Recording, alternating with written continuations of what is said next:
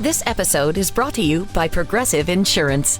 You chose to hit play on this podcast today. Smart choice. Progressive loves to help people make smart choices. That's why they offer a tool called Auto Quote Explorer that allows you to compare your Progressive car insurance quote with rates from other companies. So you save time on the research and can enjoy savings when you choose the best rate for you. Give it a try after this episode at Progressive.com. Progressive Casualty Insurance Company and Affiliates. Not available in all states or situations. Prices vary based on how you buy. There's one thing that will forever change the way you sleep, and it's the softest 100% organic cotton bedding from Boll & Branch. You'll fall asleep faster, wrapped in the most luxurious comfort. You'll never sleep hot again with airy blankets, cloud-like duvets, and breathable sheets. You'll experience pure comfort on night one and feel your bedding get softer with every wash. Discover the difference with 15% off your first order at bollandbranch.com with code CUMULUS. Exclusions apply. See site for details. Welcome back. It's another Bob and Tom Extra. This is Christopher. Not only is the Bob and Tom Show live every weekday morning, but every afternoon we'll give you a little extra in case you missed anything. On the big show today, West Coast correspondent Al Jackson. He's coming up in just a minute.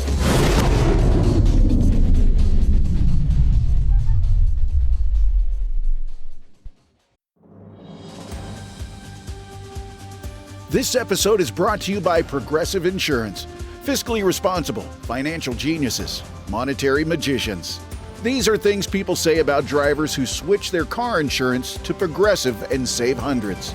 Because Progressive offers discounts for paying in full, owning a home, and more. Plus, you can count on their great customer service to help you when you need it, so your dollar goes a long way. Visit Progressive.com to see if you could save on car insurance. Progressive Casualty Insurance Company and Affiliates. Potential savings will vary. Not available in all states or situations. Dave Cooperman is here with us. And hi, Dave. Hey, how are you? I'm great. Dave, a young guy, young comedian, good-looking guy, married man, I understand. I am. How's that going? Right now, we're working on having kids and stuff. And, cool. But we're having some trouble, and she's blaming me because she's not getting pregnant. And I'm like, honey, you realize we actually have to have sex, okay? Screwing with my head will not make you pregnant. How many times I got So we're thinking about, we're talking about kids. Even naming the kid is a challenge if we have one. I want my kid to know he's both Jewish and Chinese. The best I've come up with so far is cha-ching. Maybe a lump sum.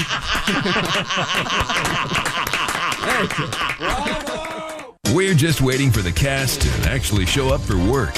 Here's more Bob and Tom Extra. We're going to talk with that man. He is, it's a different, wow. I was always wondering what happened. Tom's going to have something to say about this jacket. I was wondering what happened to my Aunt Margie's couch, and it became a jacket for comedian Al Jackson. Mm-hmm. What's up, man? I had to wear this jacket because I wore it to when I did my, my Daily Blast Live people, we do a podcast, and my girl Tori said it looked like her grandmother's couch. I just said the same thing. Yeah. Because of my hands. And you said it, and I went to Kaiser to pick up my, I'm on a statin, ladies, and I went to go get my prescription, and it was this like really kind of earthy, funky, cool, like Hawaiian chick, and she was like, I love your jacket. It reminds me of my... And then she paused because the words were coming out of our mouth and she knew I was a customer. She was like, it reminds me of my Nana's couch. And she was like, but I love it. And that's why I wear it. It's like, in a weird way, this looks like it should be covered in plastic. Mm-hmm. And you're there because I don't know about you guys, but in Shaker Heights, Tom, your hometown, my grandmother lived on the corner house on Avalon, and there were whole wings of the house that you couldn't go in.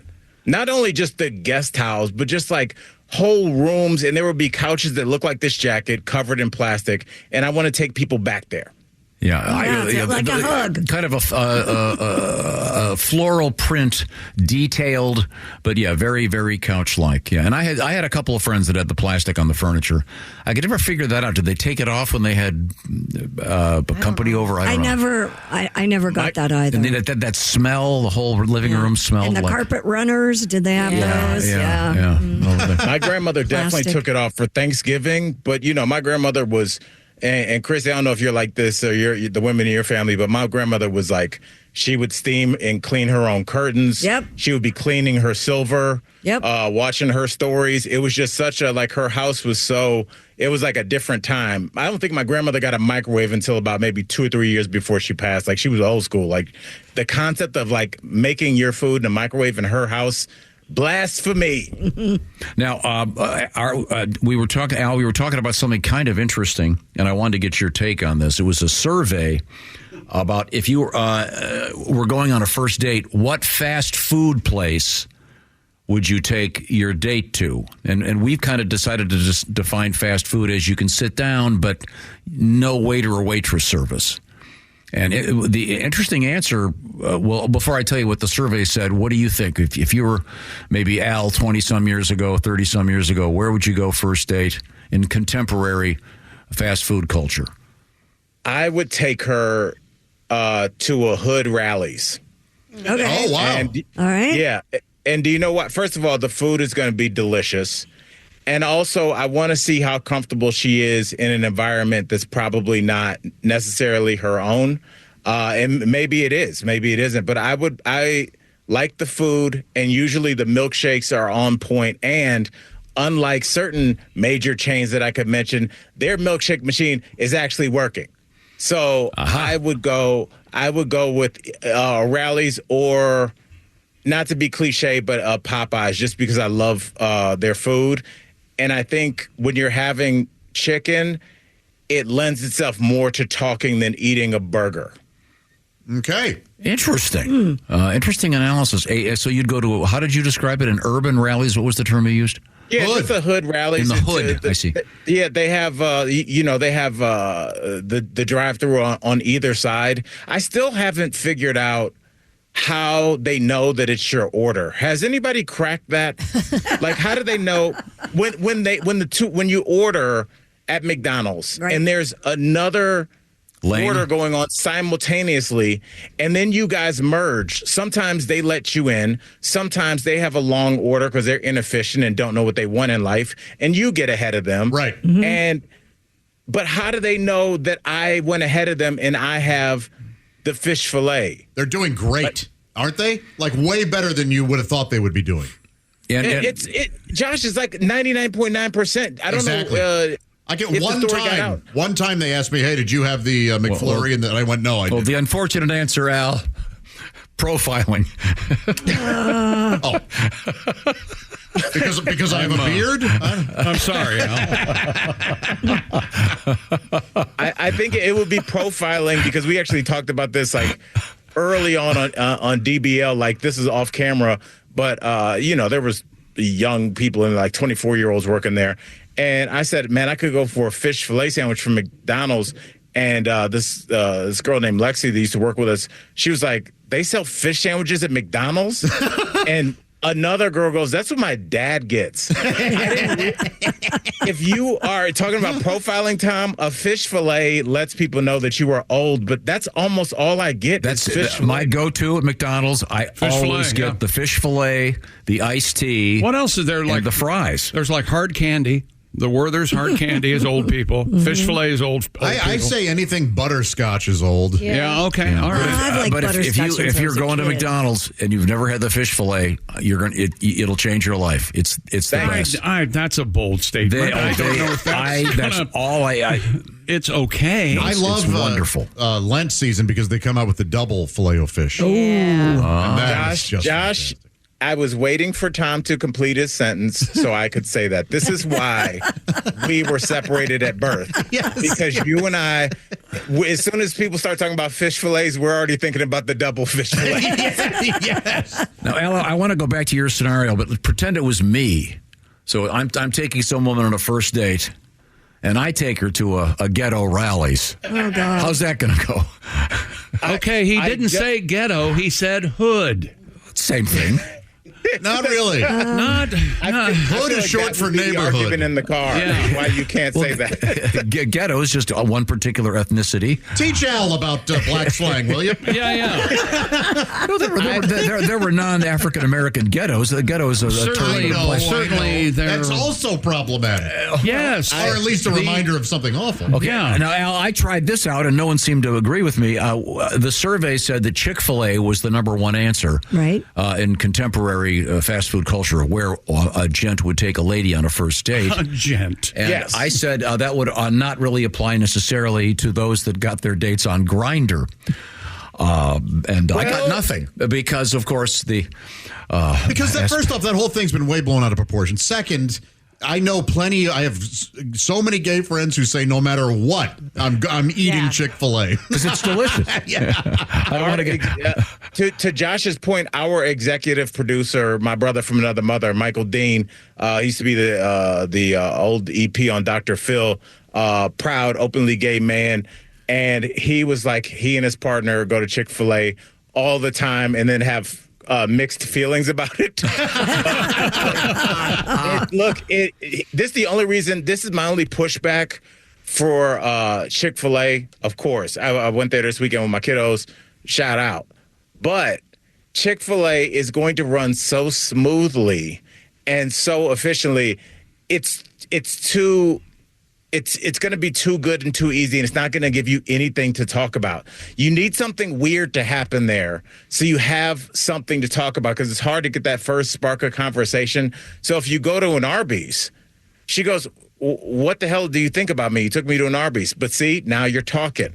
You know, you go to an Arby's, you're like, oh, they got the meats. I don't know. I didn't know I wanted sauerkraut at 2 o'clock on a Saturday afternoon. I guess that's what we're doing, boo. You raise a good point. Well, go to Arby's. What you do is you use that smoothness to your advantage. Go, man, every time I come here, this place always has it so together and so smooth. When was the last? Tell me about a weird experience you had at a fast food restaurant. So you just do the same thing, but you just have to flip it a little bit. That's it. See, and Josh, this is why I'm saying, and we talked a lot about Riz on this show, Tom, and we'll get to the words in a second. Charisma, I know that one. Yeah, yes. There we go. Good job, Tom. I prefer using the big words for my friends because they're all big people. Josh has something that a lot of guys, men and women, go to dating counselors for and have to practice. And there's no shade. Everybody's got different levels of interaction.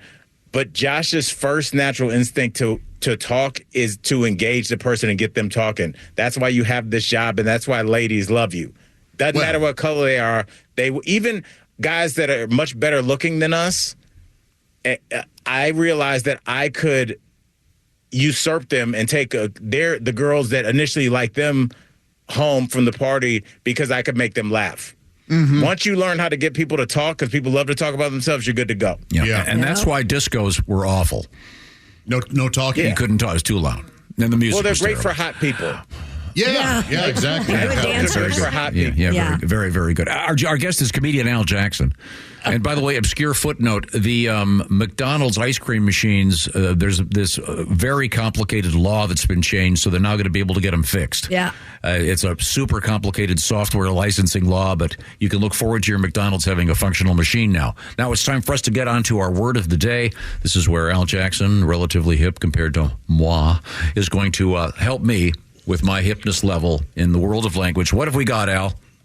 Tom, you know how I am about my Gen Alpha slang. So I want to give you a little something old, something new. So let's go with something old first, and then we're going to get to Gen Alpha. Let's talk about my generation. Tom, tell me what it means if somebody's biting. Biting?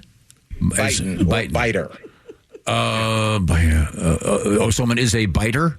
No. What? Not a biter. No, that's what Al said both. Yeah, you can be a biter or you can be biting. So either one. I assume that means something that someone is good at. It's working. That particular thing that they're doing is truly biting. Is biting ever a good thing, Tom? If you're into it. Oh, wait a minute now. There's my girl Jess piping up. I'm guessing that is So that would be just the opposite, perhaps. What they're doing is biting. It's not working. Right. It's not working. It's not working. They're taking something of yours. Think about what a bite is. They're taking a chunk out of you. So if I'm wearing my grandmother's couch jacket and then Chick wears this tomorrow, I'll be like, man, Chick's really biting my style. That's right. Give it a week. You gotta give it a week. I can't wait to get on Amazon and find that bitch and wear it tomorrow. It's on Temu. You and Temu. I'm more Temu than I am man. Al, we could do an interesting short form video and in which I would dress like you and you would dress like me, and we would never say anything. Just go out together and watch the reactions of people. Oh, there'll be reactions. Can you imagine? That would be great. It would be like one of those 80s movies where they switch bodies. Yeah. It would be. Yes. No good can come from any of this. That's why we want to film it. Oh, my Lord. Coming to a theater near you. Soul Swap. Yeah, that movie Soul Man didn't age too well. No. Yeah. What are you talking about? And then the punchline is that old punchline. What mean we, Kimosabi, when we go down to the ghetto rallies? I'm sorry.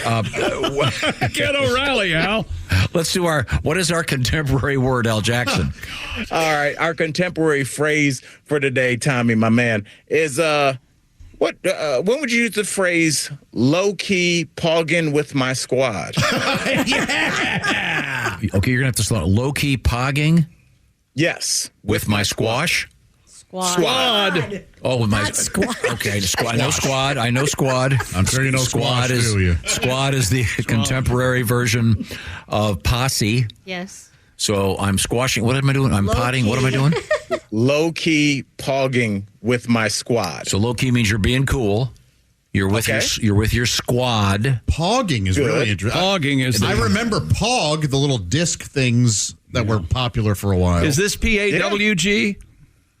No, that's for another website. Yeah. We'll talk about that. Yeah, right. Yeah. That's what I thought. This is POGGING. Pogging. I have a guess. Going out with a group together to have some fun. Christy, what's your guess? I kind of guessed that, no, we're just hanging out playing video games with my friends. Yeah, just basically, you guys both got it. Just kind of low-key, just chilling, but having fun, but nothing too wild. So, I'm just low-key. What are you doing? Oh, we're just low-key pogging before we head on over to the party. So, all right. We're just hanging out. Okay. Tom, you broke that down like a professor of Latin at UCLA. You know, I remember you really you did that. You used your techniques. You figured out each word and then you put it together. That's what we've been training for. Al, let's teach Tom what POG is. PAWG. Yeah. Run over that for him real quick, Al. What do you think that acronym stands for, Tom? Oh, it's an acronym. Let's see, POD. POG. Is POG. PAWG. And it's not a hard P. It's when a PH make it the F sound. Yes, that's phonics. Yes. Yeah. Okay. I think that's what I thought of. That's what I think it is. I know what it means. I didn't until just now. You is the first? I know. Is the first? I did. Oh, wait I a minute. did. I'm using my urban slang. It does have is the first P fat? Yes. Yeah, yes. It does have something to do with her size. Yes, that's right. Is the second one a derriere reference? Yes. Yes, Tom. And then is the W with? No. Look at me. No. What am I? Well, what are you? What are you? Try No smart man would ever answer that question. Try white. Try white. Oh, okay. So it's fat PH, fat ass white. Girl. That's a G at the end. Yeah. She's a POG. PAWG. Oh, okay. Look at that POG over there. Wow, lucky it wasn't a POF. Would have been awesome. Now, wait, I but don't wanna like get we that. were saying it, like we're saying it's like a white girl with a big booty. It's not Right. She's right. thick. Yes. Yes, Yeah. thick. Yeah. Yes. Okay. I understand. your I know the definition. parlance. Baby's got Alexa's text. Baby's got back. Yeah. And well done, Tom. I did not think you would get that. You got that really quickly. We need to check your cookies. Thank you very much. It's one of my squad goals. To meet a POG? Yeah, very good. Very good. Thank you. Very good. I'd like to congratulate. That's it for another Bob and Tom Show Extra. Catch us on iTunes, Google Play, and Stitcher. For Bob and Tom Extra, this is Christopher. Take care, everybody.